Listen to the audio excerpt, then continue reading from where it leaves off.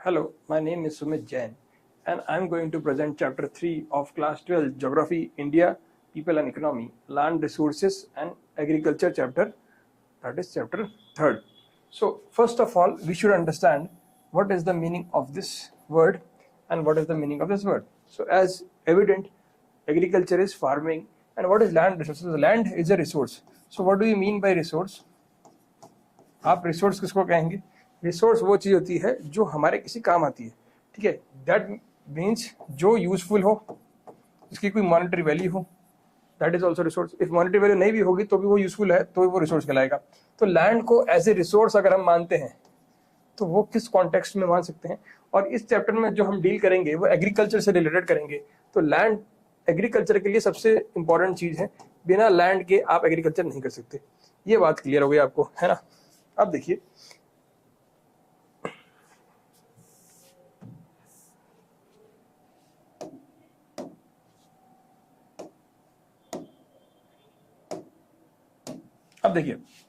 यहां पर लैंड कितने तरह के हो सकते हैं। देखो, एक होते हैं लैंड रिपोर्टिंग एरिया। एक तरह का जो है हमारे पास कॉन्सेप्ट है, बुक के अंदर जो दे रखा है वो है रिपोर्टिंग एरिया, ठीक है। रिपोर्टिंग एरिया क्या होता है, ये चेंज हो सकता है, ठीक है। रिपोर्टिंग एरिया हो गया, एक हो गया ज्योग्राफिकल एरिया, दूसरा है ज्योग्राफिकल एरिया।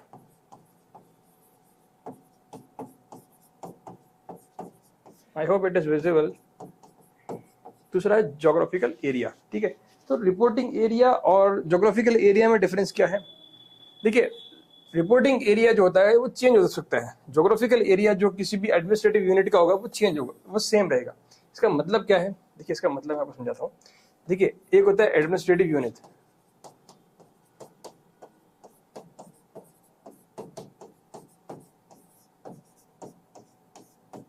एडमिनिस्ट्रेटिव यूनिट मतलब प्रशासनिक यूनिट। अब प्रशासनिक यूनिट का जो एरिया है वो सेम रहेगा, ठीक है। चाहे आप आज गिनो, चाहे आप 10 साल बाद गिनो, अनटिल एंड अनलेस आप खुद उसको चेंज नहीं करते हो। जैसे राजस्थान का एरिया है, ठीक है। अब राजस्थान का जो एरिया है वो लगभग ये एरिया रहेगा। अब इसके अंदर आप छोटा बड़ा गठ जोड़ कर सकते हो, लेकिन इसका जो एडमिनिस्ट्रेटिव यूनिट है वो हमने डिवाइड किया हुआ है। अच्छा, अभी हाल ही में राजस्थान के अंदर कुछ नए जिले बनाने की घोषणा हुई है। तो मतलब क्या हुआ कि कुछ पुराने जिलों को तोड़कर उनका एडमिनिस्ट्रेटिव यूनिट चेंज कर दिया गया। जनरली ऐसा कम होता है, लेकिन अगर होएगा तो आपको पता लग जाएगा। तो ये होता है एडमिनिस्ट्रेटिव यूनिट। अब दूसरा जो कॉन्सेप्ट था यहाँ पर, वो यहाँ पर हमने बात की थी रिपोर्टिंग एरिया की। अब देखो, रिपोर्टिंग एरिया क्या होता है कि कौन सा लैंड किस काम आप ले रहे हो, ठीक है। तो ये वाला जो कॉन्सेप्ट है ये over a period of time change हो सकता है, ठीक है। रिपोर्टिंग एरिया मतलब रिपोर्टिंग एरिया में से लैंड जो है किस काम आ रहा है, ठीक है। जैसे कि आप देखिए यहाँ पर, मान लीजिए रिपोर्टिंग एरिया अपन लेते हैं, लेट से 100 लेते हैं, कुछ भी ले सकते हो आप फिगर। लेट से 100 स्क्वायर किलोमीटर ले लिया एरिया अपन ने। अब इस 100 स्क्वायर किलोमीटर एरिया का हमने डिवीजन कर रखा था, ठीक है, 2001 के अंदर कि साहब इसमें से 20% या 20 किलोमीटर स्क्वायर एरिया हम एग्रीकल्चर के काम में ले रहे हैं, ठीक है। 20 जो है, या इसको ज्यादा कर लेते थोड़ा, इसको अपन 60 कर लेते हैं, इसको 60 कर लेते हैं, ठीक है। 60 एरिया हम एग्रीकल्चर के काम ले रहे हैं, 20 एरिया हम किसी हाउसिंग पर्पस के हिसाब से ले रहे हैं, ठीक है। 10% एरिया हम किसी और काम में ले रहे हैं, 10% एरिया हम किसी और काम में ले रहे हैं। तो ये 2001 का डेटा था। अब ये रिपोर्टिंग एरिया है। अब अगर इसका हम 2022 का देखें तो हो सकता है कि एग्रीकल्चर वाला जो एरिया है वो कुछ कम हो जाए। एग्रीकल्चर 2022 में भी रिपोर्टिंग एरिया 100 था, लेकिन इसका जो पैटर्न है वो बदल गया। यहाँ पर एग्रीकल्चर का जो एरिया है वो 40 रह गया, ठीक है। नॉन एग्रीकल्चर या हाउसिंग का जो एरिया है वो बढ़ गया, वो कितना हो गया, वो 25% हो गया, ठीक है, या 25 हो गया। फिर इसके अलावा जो इंडस्ट्रियल एरिया था वो यहाँ पर बढ़ के फिर से 15 हो गया या 20 हो गया, ठीक है। और बाकी कितना बचा, देखो 30 40 80 हो गए, तो यहाँ पर 20 और बचा, ठीक है। या आप इसको डिवाइड कर सकते हो फर्दर 10 में। तो जिस भी तरह से जहां पर भी इसका यूज बढ़ रहा है वो आप डिक्रीज और इंक्रीज कर सकते हो। तो मतलब कहने का क्या है, ज्योग्राफिकल एरिया तो सेम रहेगा क्योंकि वो एडमिनिस्ट्रेटिव यूनिट है, लेकिन रिपोर्टिंग एरिया कभी बढ़ सकता है, कभी कम हो सकता है, कहीं और कम हो सकता है, कहीं ज्यादा बढ़ सकता है। ये कहानी आपको समझ में आ गई। तो ये दोनों थोड़ा सा डिफरेंट है, लगता है एकदम सेम है कि रिपोर्टिंग एरिया क्या है, ज्योग्राफिकल एरिया क्या है। कई बार ये क्वेश्चंस एग्जाम्स के अंदर पूछे जाते हैं। अच्छा देखो, जो ये रिपोर्टिंग एरिया वाला कॉन्सेप्ट है, इसका लैंड यूज जो है वो कौन रखता है? रिपोर्टिंग एरिया का जो मतलब रिपोर्टिंग एरिया का जो रिकॉर्ड है वो कौन रखता है, और ज्योग्राफिकल एरिया का रिकॉर्ड कौन रखता है। तो डिस्ट्रिक्ट एडमिनिस्ट्रेशन या जो हमारा प्रशासन है वो इसका रिकॉर्ड रखेगा रिपोर्टिंग एरिया का, कि कौन सा एरिया कितना रिकॉर्ड है।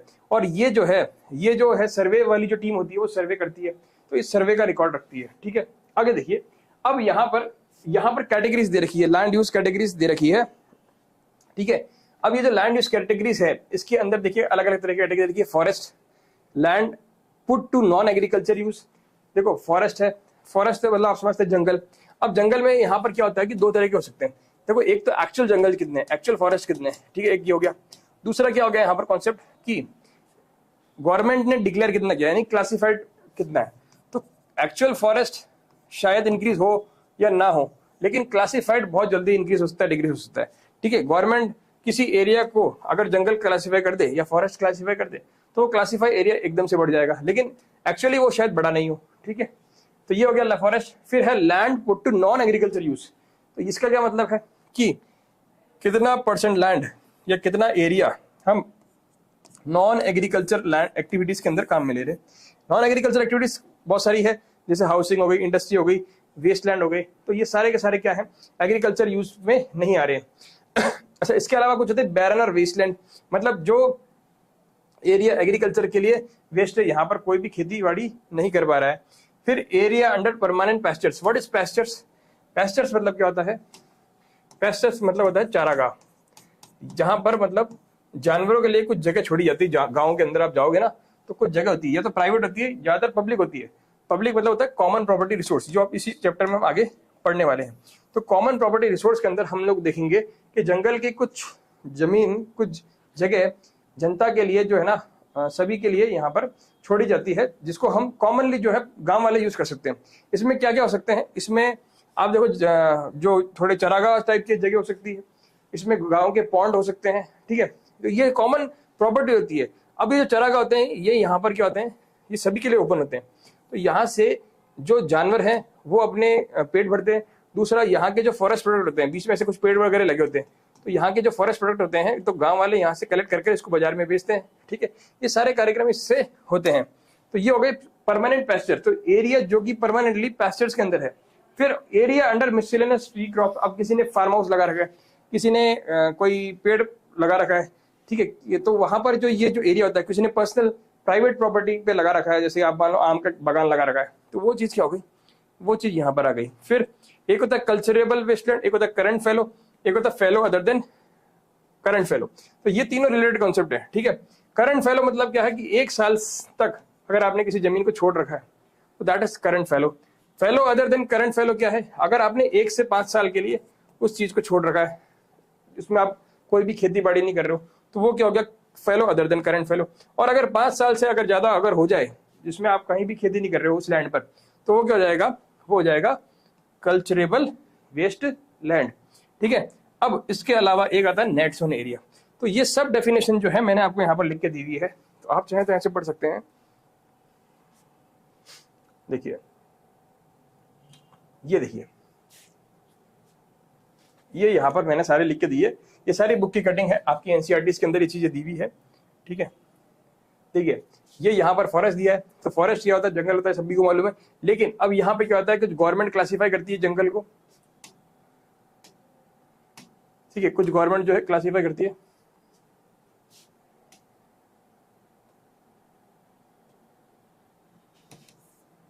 ठीक है, अब देखिए, forest, it is important to note that area under actual forest cover is different from area classified as forest. तो ये मैंने आपको पिछली स्लाइड में ऑलरेडी बता दिया कि एरिया जो एक्चुअल फॉरेस्ट के अंदर आ रहा है वो डिफरेंट हो सकता है, और एरिया जिसको क्लासिफाई कर रखा है वो डिफरेंट हो सकता है। क्योंकि क्लासिफाई गवर्नमेंट कर देती है, कई बार जहां पे फॉरेस्ट नहीं होता वहां पे भी क्लासिफाई कर देती है। कई बार होता है कि यहाँ से पैचेस पूरे काट के ले जा चुके हैं लोग, लेकिन फिर भी ये जो एरिया है ये फॉरेस्ट के अंदर आ रहा है। तो क्लासिफिकेशन में भी डिफरेंट एंड एक्चुअल कवर में भी different. So latter is the area which is government has identified. मतलब ये लेटर वाला कौन सा हो गया, ये क्लासिफाइड वाला, जो जिसको क्लासिफाइड कर रखा है हमने फॉरेस्ट को, वो गवर्नमेंट ने आइडेंटिफाई कर रखा है। ठीक है, तो land revenue record are consistent with the latter definition. तो भारत के अंदर जो लैंड रेवेन्यू रिकॉर्ड्स होते हैं, मतलब जो रेवेन्यू डिपार्टमेंट होता है, जो लैंड रेवेन्यू का लेखा जोखा रखता है, उसके पास सारे लैंड की क्लासिफिकेशन होती है। तो वो जो रिकॉर्ड रखता है वो इसके अकॉर्डिंग रखता है जो गवर्नमेंट क्लासीफाई करती है, ठीक है। Land revenue recorder consistent with the latter definition. Latter कौन सा है? ये वाला। लेटर मतलब क्या होता है? जो सेकंड नंबर वाला पॉइंट चल रहा है। So there may be an increase in the category, ठीक है, without an increase in the actual cover forest. तो ये मैंने आपको ऑलरेडी बता दिया पिछले स्लाइड में कि हो सकता है, क्या हो सकता है कि जो चीज एज ए फॉरेस्ट क्लासीफाई है वो बढ़ जाए लेकिन एक्चुअली फॉरेस्ट ना बढ़े। इसका मतलब नहीं समझे आप लोग, तो मैं आपको दोबारा समझाता हूं। देखिए, अब मान लो ये अपना पूरा एक एरिया है, ठीक है साहब। अब लैंड रेवेन्यू रिकॉर्ड या गवर्नमेंट ने डिक्लेयर कर दिया कि साहब हम जो है ना इतने एरिया में, इसका कलर चेंज कर देता हूं एक बार,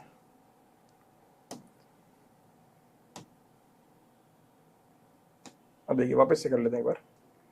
जैसे मान लीजिए ये एक पूरा एरिया है जिसको, अब इसमें से ये जो ग्रीन वाला मैं बना रहा हूं ना, ये जो ग्रीन वाला, ये एक्चुअल फॉरेस्ट कवर है, ठीक है। ये ग्रीन वाला जो है ये एक्चुअल फॉरेस्ट कवर है, ठीक है, ये एक्चुअल फॉरेस्ट कवर है। यहां पे लिख भी देता हूं मैं,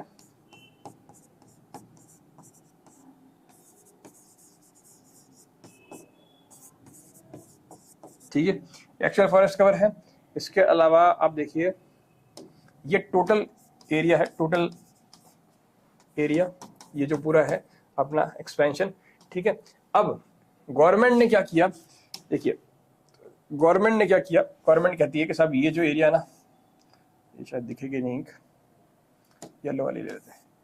ये येलो वाला जो मैं एरिया बता रहा हूँ ना, ये अब कल को गवर्नमेंट आके कहती है कि साहब ये येलो वाली जो लाइन है, ये येलो वाली लाइन को हम क्लासीफाई करते हैं। क्या क्लासीफाई करते हैं? क्या मतलब क्लासीफाई मतलब क्या हो गया कि हम इसको मानते हैं। क्या मानते हैं? इसको हम फॉरेस्ट के डेफिनेशन के अंदर मानते हैं। मतलब ये जो पूरा एरिया है ये फॉरेस्ट कहलाएगा और फॉरेस्ट के जितने भी कानून वगैरह हैं वो सब इस एरिया में लागू होंगे। तो किसी का घर यहाँ पर है, मान लीजिए कि किसी का घर यहाँ बना रखा है, किसी ने घर यहाँ बना रखा है, किसी ने यहाँ बना रखा है, किसी ने यहाँ बना रखा है, तो ये सारे जो घर हैं ये फॉरेस्ट एरिया के अंदर आ जाएंगे। लेकिन ये फॉरेस्ट से दूर है, लेकिन ये बिल्कुल पास में, ऐसे बिल्कुल नेबरिंग है, इसलिए गवर्नमेंट ने इसको क्लासीफाई कर दिया। तो ये गवर्नमेंट के अकॉर्डिंग जो है फॉरेस्ट के अंदर आएंगे। तो फॉरेस्ट के सारे कानून जो होंगे इस एरिया के अंदर लागू होंगे। तो अब आपको मेरे को लगता है पहला पॉइंट समझ में आ गया होगा। मैंने 2 बार समझा दिया, एक बार बुक की डेफिनेशन समझा दिया, एक बार वैसे समझा दिया शुरू में, और अभी मैंने डायग्रामेटिकली समझा दिया, ठीक है। आप चाहें तो इसका स्क्रीनशॉट ले सकते हैं। आगे देखते हैं सेकंड पॉइंट। अब आते हैं बैरन और वेस्टलैंड, बैरन और वेस्टलैंड, राइट। सो बैरन मतलब क्या होता है? जो छोड़ दिया गया हो, जो किसी ने यूज करके खाली छोड़ा हुआ हो, ठीक है। और वेस्टलैंड मतलब जो किसी भी काम नहीं आ रहे अभी। तो the land which may be classified as wasteland such as barren, hilly terrain. अब देखो क्या हुआ कि मान लो हिली टेरेन, डेजर्ट, रावाइंस एटसेट्रा। अब देखो कैसे बता रहा है आपको, यहाँ देखिए, जैसे ही मान लो ये इंडिया है। अब इंडिया में अपने को पता है कि यहाँ पर माउंटेन चलती है जिसको हिमालयस बोलते हैं। यहाँ पर वेस्टर्न घाट, ईस्टर्न घाट और ये डेक्कन प्लेट्यू ये चलता है, ठीक है। यहाँ पर थोड़े गैप्स हैं, हालांकि मैंने इसको पूरा शो कर दिया, ठीक है। अब देखिए यहाँ पर क्या होता है कि जैसे ये एरिया है, इसमें यहाँ पर एक अरावली पर्वत श्रृंखला दौड़ रही है और इसके लेफ्ट साइड में जो है ये वाला एरिया ड्राई और सेमी एरिड और डेजर्ट एरिया के अंदर आता है। अब आपको भी पता है कि यहाँ पर जो एरियाज हैं ये वेस्टलैंड है। क्यों? क्योंकि यहाँ पर पानी अवेलेबिलिटी नहीं है, तो इसको हम किसी काम में ले नहीं सकते। इसी तरह से यहाँ से एक नदी जाती है, इस नदी का नाम है चंबल नदी। इस नदी का क्या नाम है? चंबल नदी, ठीक है। तो चंबल नदी जो है, चंबल रिवर जो है, ये फेमस है किसके लिए? ये फेमस है रेवाइंस के लिए, ठीक है। और एक चीज के लिए फेमस थी पहले, लेकिन आजकल रेवाइंस के लिए फेमस है। पहले डाकू के लिए भी फेमस थी, आजकल रेवाइंस के लिए फेमस है, क्योंकि इस एरिया में डाकू बहुत मिलते हैं। पान सिंह तोमर अगर आपने पिक्चर देखी हो तो वो इसी एरिया के ऊपर बनी हुई है, ठीक है, चंबल वाली बेल्ट में ही बनी हुई है। अब रेवाइंस क्या होते हैं? रेवाइंस मतलब होते हैं बीहड़ कैसे? अब यहाँ पर ये जो नदी है, ये नदी जब बहती है, जैसे ये नदी ऐसे बह रही है ना, तो जब ये नदी बहेगी तो कोटा बूंदी होते हुए जाती है। तो ये क्या करती है? रास्ते में कई बार रास्ते बदलती है। अब होता क्या है कि यहाँ पर कई सारी जो यहाँ पर मिट्टी होती है ये ऐसे चेंज अपना कोर्स करती है, तो मिट्टी जो होती है इसके साथ बह जाती है। तो यहाँ पर क्या होता है? छोटे छोटे ऐसे गड्ढे टाइप के बन जाते हैं। इन गड्ढों को हम क्या बोलते हैं? इन गड्ढों को हम रेवाइंस बोलते हैं, रेवाइंस, ठीक है। तो ऊबड़ खाबड़ भूमि हो जाती है, तो यहाँ पर ना तो आप खेती कर सकते हो, ना यहाँ पर आप घर बना सकते हो, तो इसी को हम जो है रेवाइंस बोलते हैं। तो ये क्या हो गई? ये भी एक बैरन और कल्चरेबल वेस्टलैंड हो गई। मतलब आप के कोई काम नहीं आ रहे, ये बिल्कुल पीछे छोड़ा दिया लोगों ने इसके। इसी तरह से आप देखो हिली एरियाज है, ठीक है। हिली एरियाज के अंदर पहाड़ी एरिया है, पथरीला इलाका है, ना वहां पर कोई ढंग से घर बना पाएगा, ना वहां पर कोई खेती कर पाएगा, ना वहाँ पे कोई कल्चरल एक्टिविटी होगी, ना डेवलपमेंट होगा। तो ये कौन से लैंड हो गए, ये हमारे लैंड जो है किसी काम नहीं आ रहे। ऐसा ही एक एरिया मैं आपको बताता हूँ, जैसे आप देखिए, मैं एक बार मिटा रहा हूँ इसको। आप देखिए ये अपना जो जम्मू एंड कश्मीर वाला एरिया है, ये देखिए ये है, इसके यहाँ पर ये जो आजकल जो है इस एरिया को लद्दाख बोलते हैं। इस एरिया को आजकल क्या बोलते हैं, लद्दाख। और इस एरिया को आप क्या बोलते हो, जम्मू एंड कश्मीर। ठीक है, इस एरिया को आप जम्मू एंड कश्मीर बोलते हो, इस एरिया को आप लद्दाख बोलते हो। अब इस लद्दाख के अंदर मैं इसका एक्सटेंशन बता रहा हूँ आपको, यहाँ से फिर से बना रहा हूँ। यहाँ पर ये वाला जो एरिया है, ये जो है अभी चाइना ने कब्जा करा हुआ है। इस एरिया को हम बोलते हैं अक्साई चिन। ठीक है, इस एरिया को हम क्या बोलते हैं, अक्साई चिन। अब ये जो एरिया है, ये यहाँ पर देखिए इसी तरह का एरिया है। यहाँ पर पथरीली भूमि है ना, बंजर जमीन है, और यहाँ पर कोई भी आप खेती वगैरह नहीं कर सकते, लेकिन स्ट्रेटेजिकली ये काफी इंपॉर्टेंट है। मतलब जो अपना ये पड़ोसी राज्य है चाइना, ये काफी मजबूत है, हमारे साथ अक्सर लैंड विवाद करता रहता है। हम लोग जो बाउंड्री क्लेम करते हैं वो ये वाली बाउंड्री क्लेम करते हैं। देखिए हम लोग जो बाउंड्री क्लेम करते हैं ना, वो ये जो रेड वाली मैं बता रहा हूँ, ये इंडिया क्लेम करता है। ठीक है, ये जो रेड वाली में बनाई है ये इंडिया क्लेम करता है, और ये जो येलो वाली है ये चाइना ने यहाँ तक कब्जा किया हुआ है। ठीक है, तो इसको बोलते हैं LAC। ठीक है, इस लाइन को क्या बोलते हैं, येलो वाली लाइन को LAC। ठीक है, और इस एरिया को क्या बोलते हैं, अक्साई चिन। ठीक है, तो इसका ये चाइना ने क्यों कब्जा किया मैं आपको बताऊंगा, लेकिन कहने का मतलब क्या है कि ये जो एरिया है ये ऐसा ज्यादा कुछ काम का नहीं है, लेकिन भाई कोई काम का हो या ना हो, एरिया तो अपने होता है, तो उसको हम क्लेम तो करेंगे। अब चाइना ने ये क्यों लिया, देखो इसका भी एक रीजन मैं आपको बता देता हूँ। यहाँ पर देखो ये जो है ना, ये अपना है एरिया लद्दाख और जम्मू कश्मीर वाला। ठीक है, ये एरिया हो गया अपना लद्दाख और जम्मू कश्मीर वाला। ठीक है, अब देखो यहाँ पर है जिंगजियांग प्रोविंस, और ये वाला जो एरिया है ये तिब्बत था। ठीक है, अब ये जो है ना, यहाँ पर ऐसे पहाड़ियाँ दौड़ रही है। देखो इसको मैं अलग कलर से बनाता हूँ।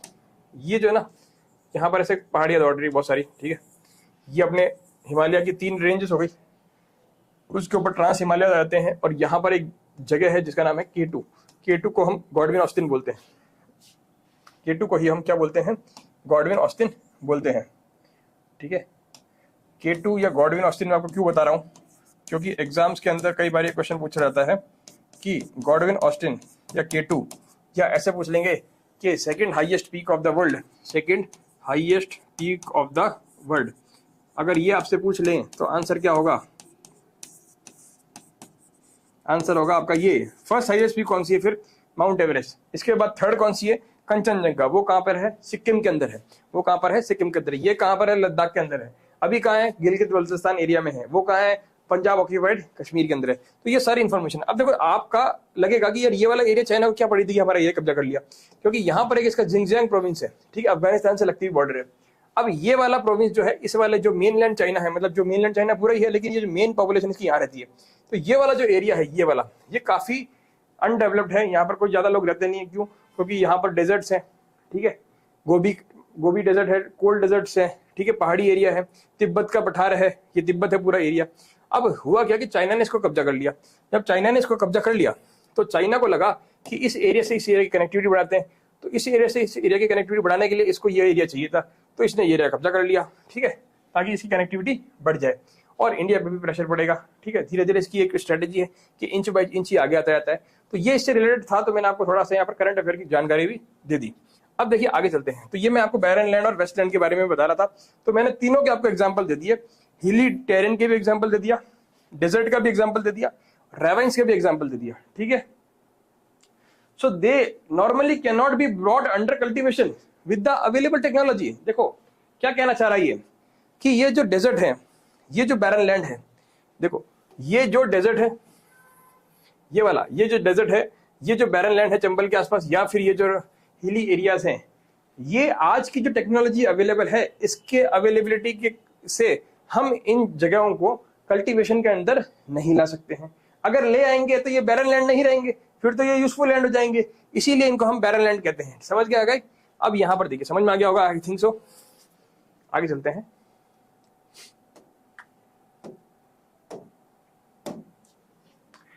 अब देखिए अगला है land put to non agriculture usages. अब रूरल क्या होता है भाई, कल बताया था मैंने आपको। रूरल क्या होता है, गांव। अर्बन क्या होता है, शहर। तो लैंड अंडर सेटलमेंट, सेटलमेंट मतलब घर, जहां पर लोग रहते हैं, घर टाइप की जगह जहां पर पीपल आर रिसाइडिंग, तो लैंड अंडर सेटलमेंट्स, देखो कौन कौन से लैंड नॉन एग्रीकल्चर यूज के लिए हम अगर हम यूज कर रहे हैं तो कौन कौन सी चीजें यूज करेंगे। एक तो हम सेटलमेंट्स के लिए जो यूज कर रहे हैं, मतलब जो लोग अपने रहने के लिए बसने के लिए जो जगह बना रहे हैं, वो ये कहाँ पर बना रहे हैं, सब गाँव में भी बना रहे हैं और शहर में भी बना रहे हैं, रूरल एरिया में भी बना रहे हैं और अर्बन एरिया में भी बना रहे हैं। ठीक है, इंफ्रास्ट्रक्चर मतलब अब सेटलमेंट्स तो बना लिया आपने, लेकिन अब आपको इंफ्रास्ट्रक्चर्स भी बनाने पड़ेंगे। What is infrastructure? देखिए बहुत तरह के इंफ्रास्ट्रक्चर होते हैं, जैसे आपने रोड्स बनाई, रेलवेज बनाई, एयरप्लेन्स बनाए, एयरपोर्ट्स बनाए, हॉस्पिटल्स बनाए, है ना, स्कूल्स बनाई, इंडस्ट्रीज बनाई, एक्सेट्रा, सो शॉप्स बनाई, ये सभी चीजें जो हैं वो इंफ्रास्ट्रक्चर है। तो अगर आप ये सब चीजें बनाओगे, जितनी ज्यादा पॉपुलेशन बढ़ेगी उतनी ज्यादा हमको ये चीजें बनानी पड़ेगी, और जितनी ज्यादा हम ये चीजें बनाएंगे तो यहाँ पर नॉन एग्रीकल्चर यूज की जो ये जगह है वो बढ़ती जाएगी और एग्रीकल्चर के लिए जो लैंड है वो कम होता जाएगा। अच्छा, इसके बाद एक और चीज है, हमारी पॉपुलेशन बढ़ती जा रही है। ठीक है, पॉपुलेशन बढ़ने के साथ क्या हो रहा है, लैंड पर जो प्रेशर है वो बढ़ रहा है। कैसे? देखो पहले भी इंडिया के पास इतना लैंड था जितना आज है, थोड़ा बहुत कम जरूर हो गया है। अब पहले जितनी लैंड थी उसमें हम उतनी पॉपुलेशन को सक्सेसफुली जो है मतलब फीड करवा देते थे। अभी हम एक्स्ट्रा ही पैदा कर रहे हैं, लेकिन आने वाले समय में हमें कुछ टेक्नोलॉजीज की जरूरत पड़ेगी ताकि हम प्रोडक्शन को ज्यादा कर पाए, क्योंकि हमारे पास एरिया तो लिमिटेड है, इससे ज्यादा एरिया हम बढ़ा नहीं सकते। ठीक है, लेकिन पॉपुलेशन रोज बढ़ रही है, तो मतलब डिमांड तो रोज बढ़ रही है, सप्लाई बढ़ेगी या नहीं बढ़ेगी, लिमिटेड अमाउंट में बढ़ेगी, तो ये एक बड़ी समस्या का कारण है। तो इसीलिए हमारे को कुछ टेक्नोलॉजी लगानी पड़ेगी, या हमें जो नॉन एग्रीकल्चर यूजर्स के लिए जो लैंड बढ़ रहा है उसको रोकना पड़ेगा, अदरवाइज आने वाले टाइम में हमें दिक्कत हो सकती है। इसीलिए जो पॉपुलेशन पॉलिसीज गवर्नमेंट अक्सर बात करती रहती है कि पॉपुलेशन पॉलिसी मेजर हमें लेके आने चाहिए, वो इसका एक कारण ये भी है, बहुत सारे कारण है। देखो आप किसी भी समस्याओं के जड़ में अगर जाओगे, जैसे क्लाइमेट चेंज है, अब क्लाइमेट चेंज क्यों हो रहा है? क्योंकि नीड्स बढ़ गई ह्यूमन बींग्स की, गाड़ियों की जगह नीड्स बढ़ गई, है ना, एयर कंडीशनिंग की नीड्स बढ़ गई, इंडस्ट्रीज की नीड बढ़ गई, बिना लाइट कोई एक आदमी जो है रह ही नहीं पाता है। आजकल जो गैजेट्स आ रहे हैं उनको भी इलेक्ट्रिसिटी चाहिए, तो इन सब के लिए हमें किसकी जरूरत है? फ्यूल की जरूरत है। फॉसिल फ्यूल से हम जो है मेजरली डिपेंडेंट है। इसके कारण क्या हो रहा है, एनवायरमेंट में काफी बड़ी मात्रा में कार्बन का जो है एमिशन हो रहा है और ये हीट प्रोड्यूस कर रहा है। तो ये जो है हमारे कार्बन अगर एनवायरमेंट में रहेगा, एटमॉस्फेयर में रहेगा, तो वो क्या करेगा, हीट को ट्रैप कर लेता है, और हीट को जब ट्रैप करेगा तो अर्थ और ज्यादा गर्म होती जाएगी। ठीक है, ये चीजें हैं। तो मैंने आपको बता दिया कि जितना लैंड आप नॉन एग्रीकल्चर के यूज के लिए कहाँ ले सकते हो, यहाँ ले सकते हो। तो हमने जैसे जैसे डेवलपमेंट होता है, देखो 1950s के अंदर जब देश आजाद होता है 47 में, तब उसके बाद या 50s की अगर आप देखो तो 90% से ज्यादा लोग कहाँ पे रहते हैं? गांव के अंदर रहते हैं। ठीक है, और गांव को गांव क्यों बोलते हैं, मैंने आपको पिछले लेक्चर में बताया था, क्योंकि यहाँ पर जो मेजॉरिटी ऑफ द पॉपुलेशन है, 70-80% पॉपुलेशन जो है वो किस पर डिपेंड है? वो एग्रीकल्चर पर डिपेंड है, या फिर प्राइमरी सेक्टर इसको आप बोल सकते हो कि प्राइमरी सेक्टर पे अगर जो निर्भर है जनसंख्या, तो उस जगह को हम क्या बोलेंगे? गांव बोलेंगे।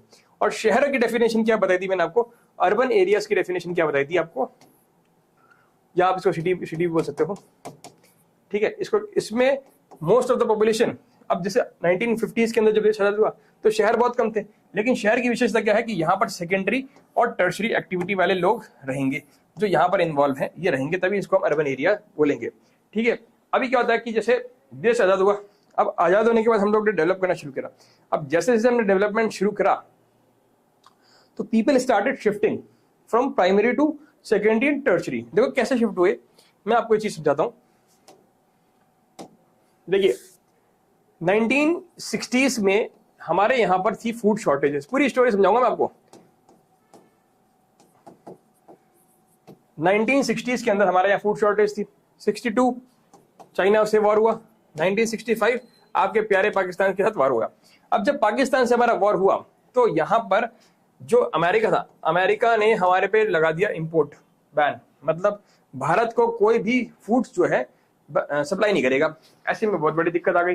ठीक है, जब दिक्कत आई तो सॉल्यूशन क्या निकलेगा कि यहाँ पे खाने की प्रॉब्लम आएगी, क्योंकि हमारे पास 50, 60, 70s में फूड बहुत कम था।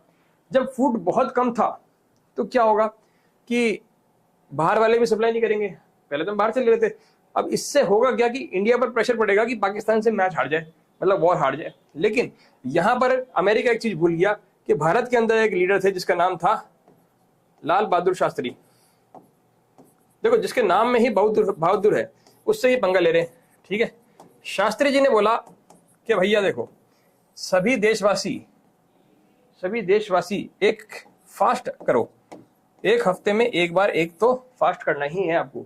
इससे क्या होगा, एक तो आपकी सेहत अच्छी होगी, दूसरा क्या होगा, दूसरा हमारे देश का राशन बढ़ेगा और उस राशन से हम जो है आत्मनिर्भर की तरफ जाएंगे। अच्छा हुआ क्या कि ताशकंद एग्रीमेंट के दौरान लाल बहादुर शास्त्री जी की मौत हो गई, है ना। इनकी जो मौत हुई आज तक एक रहस्य है कि किसने मारा था या अपने नेचुरल मौत मरे थे, आज तक कोई नहीं जानता है।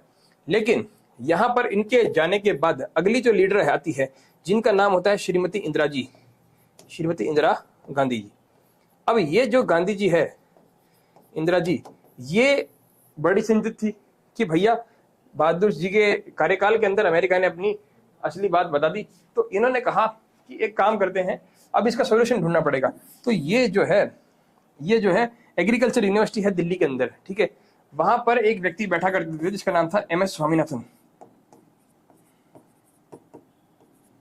ये व्यक्ति जो थे MS स्वामीनाथन, इनके पास जाती है और इनको बोलती है कि भाई इस समस्या का हमें समाधान चाहिए। बोले सब क्या करें, तो बोले एक काम करते हैं, अमेरिका ने एक वीट बनाया है, एक ड्रॉट फ्री मतलब ड्रॉट में जो उग जाता है इजीली और जिसमें कीड़े भी नहीं लगते हैं। तो ऐसा एक नया तरह का जो है सीड इसने डेवलप किया है, ठीक है। और वो इसने अप्लाई कहाँ पे किया था, मैक्सिको में अप्लाई किया था और वहां पर रिजल्ट बहुत अच्छे आए थे। और इस सीड की खास बात क्या थी कि इसमें कीड़े भी नहीं लगते थे। तो ये जो स्वामीनाथन साहब हैं ये चले गए अमेरिका में जो इसको डेवलप करने वाला साइंटिस्ट था उसका नाम था बार्लो।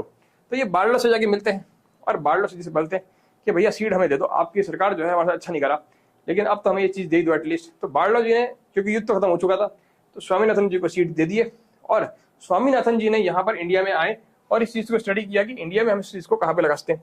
तो जब ये इंडिया में आए तो यहाँ पर देखो इस चीज में जो नई हाई यील्डिंग वेराइटी जो सीड थे जो ये अमेरिका से लेके आए थे, इसके लिए कुछ रिक्वायरमेंट्स थी।